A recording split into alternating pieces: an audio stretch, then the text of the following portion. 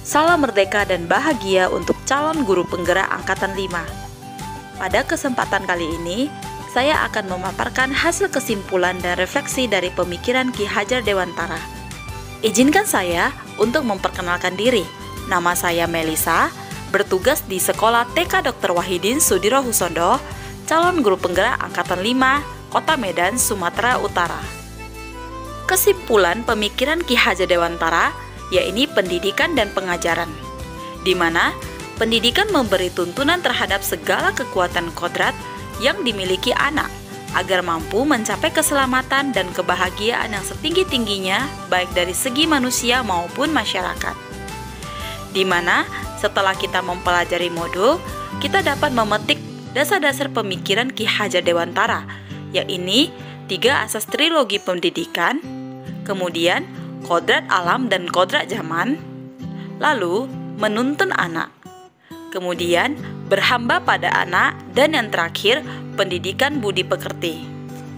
Ada pula pertanyaan pemantik dalam membuat kesimpulan dan refleksi dalam pemikiran Ki Hajar Dewantara.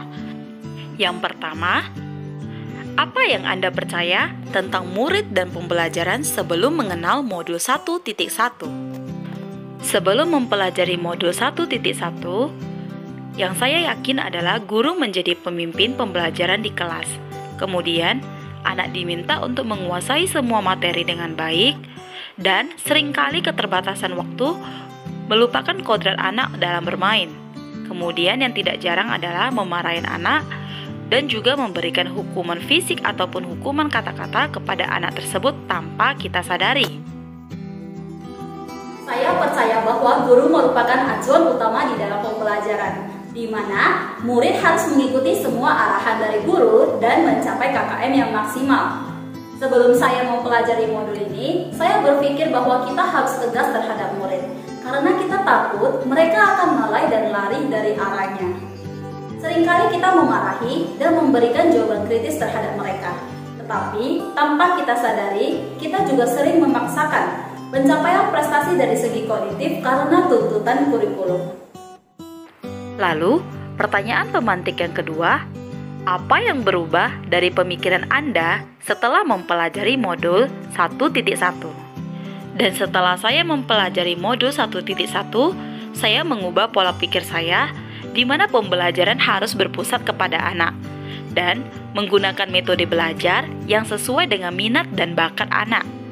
Tidak lupa juga bermain sambil belajar, dan belajar serasa bermain itu sangat penting bagi anak-anak.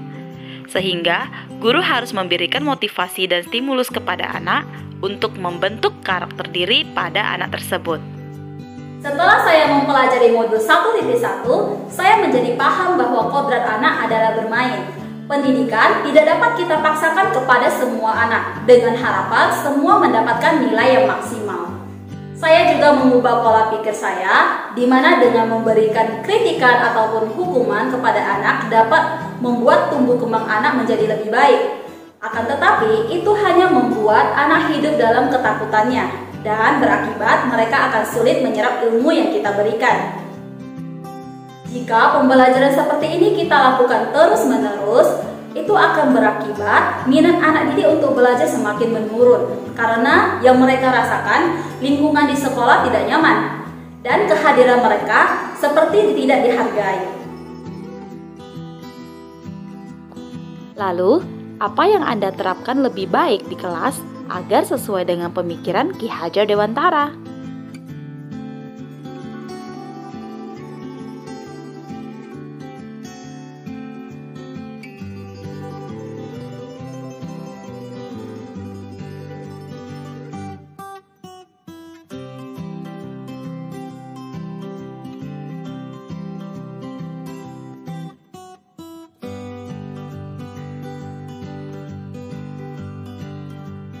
Jangan berdiam diri, cari jalan keluar. Kita bisa hasilkan dari akal. Kita sebagai guru penggerak harus berkomitmen fokus menjadi teladan dan juga memotivasi, sehingga menguatkan kemampuan untuk memberdayakan murid. Mari wujudkan merdeka belajar melalui profil pelajar Pancasila.